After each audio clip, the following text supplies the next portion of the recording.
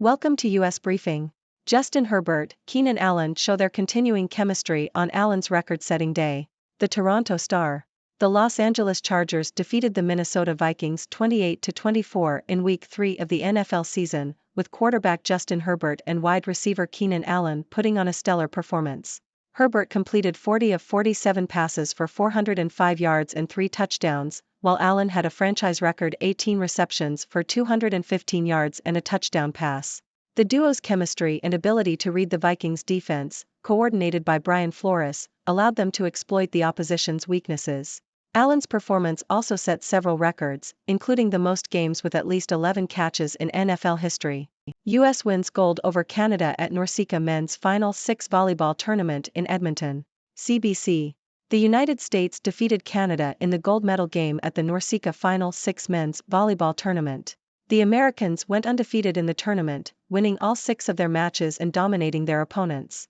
In the gold medal game, the U.S. won in straight sets, led by Patrick Gassman's defensive dominance and Ethan Champlin's offensive excellence. This marks the 3rd straight silver medal for Canada in the event. The Canadian team is made up of players from the Volleyball Canada Next Gen program and athletes who played in the Under-21 World Championship. Worst may be over for Thai bot as Sretha prioritizes economy. Bloomberg.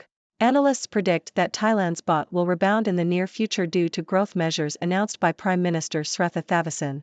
Ebury and Société Générale SA strategists expect the currency to strengthen to 34 per dollar by year-end. A stronger baht would support sovereign debt and ease pressure on local stocks.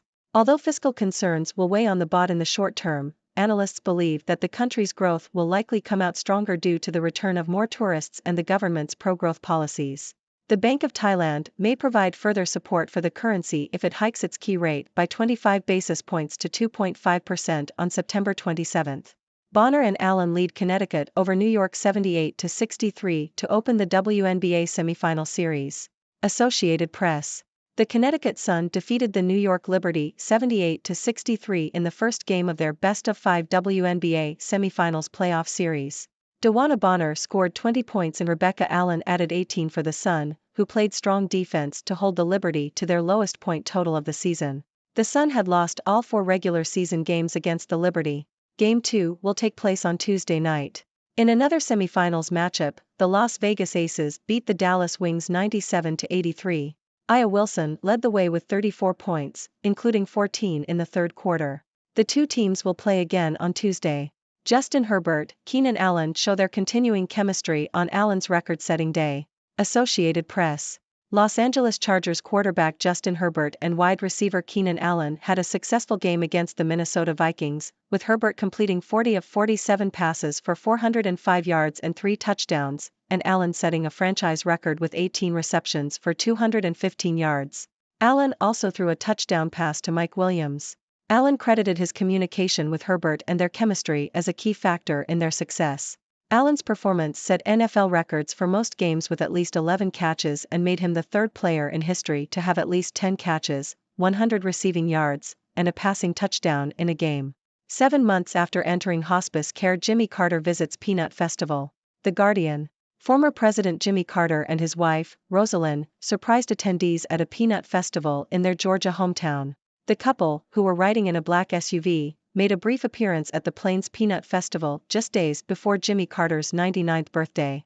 Carter, who was once a peanut farmer, has been in home hospice care since February, while Rosalind has been diagnosed with dementia. Despite their health challenges, the couple celebrated their 77th wedding anniversary this summer, making them the longest married first couple in U.S. history. Megan Rapinoe gets triumphant send-off as United States beats South Africa 2-0. The Toronto Star.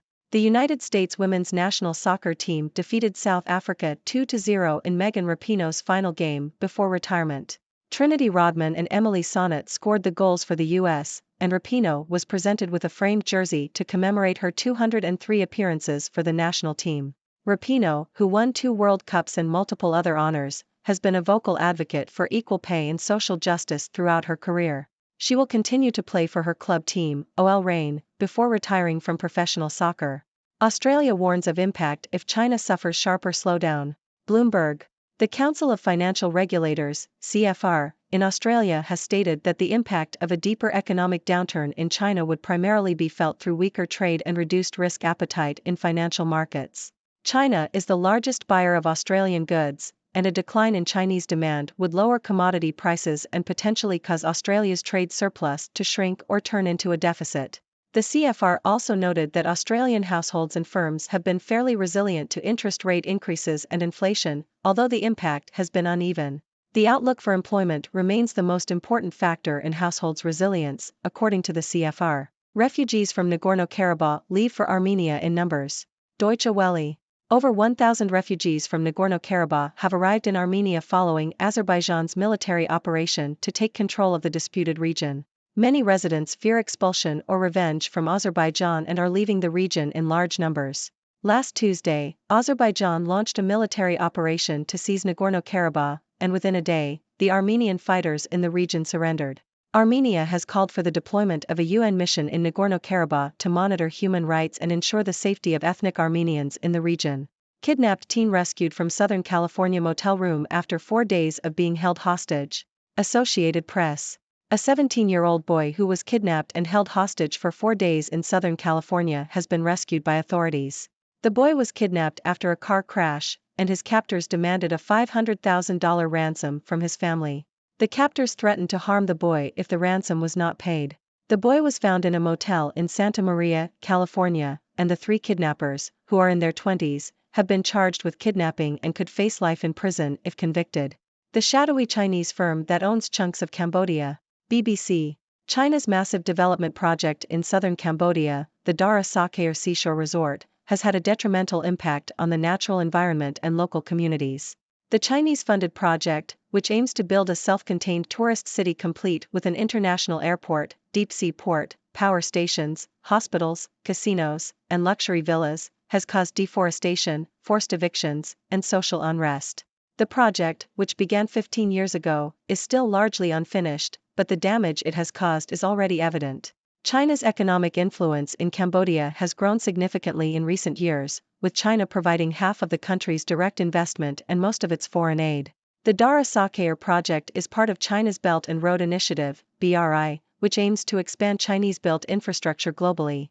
However, much of China's investment in Cambodia is rushed, poorly planned, and speculative. The rapid growth of Chinese-funded casinos in the coastal town of Sihanoukville, for example, led to a crime wave and an economic collapse during the COVID-19 pandemic. The Dara Sakayar project has been shrouded in secrecy, with minimal consultation or evaluation of its human and environmental impact. Chinese companies involved in the project provide little information about themselves, and some have dubious track records. The project has raised suspicions about China's other goals in the region, particularly given its emphasis on dual civil-military use and the requirement for Chinese overseas projects to meet military standards. The U.S. has expressed concerns about the project and has imposed sanctions on one of the companies involved. Purdue and Tyson under federal investigation over child labor. Wall Street Journal. The U.S. Department of Labor is investigating poultry giants Purdue Farms and Tyson Foods following a report in the New York Times Magazine that detailed child labor at their plants. The companies have said they will cooperate with the investigation. The Labor Department is investigating a Tyson plant and a separate Purdue plant, both in Virginia.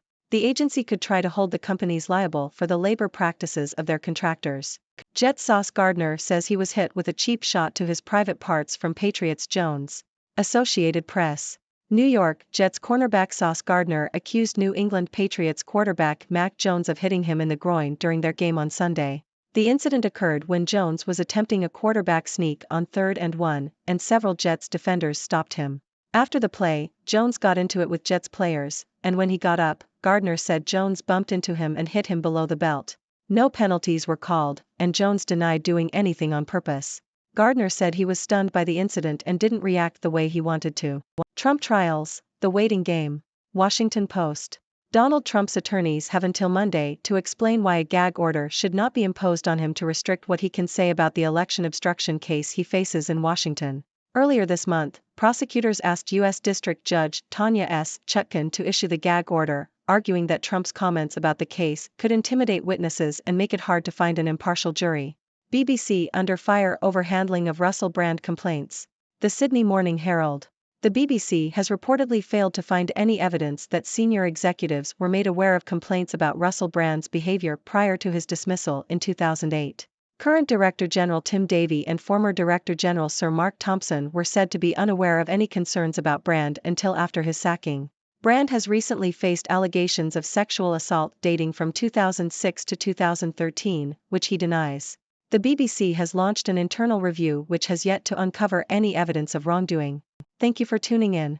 The content above showcases the latest briefing reports and analytical synopses, thoughtfully curated by the 6Do team.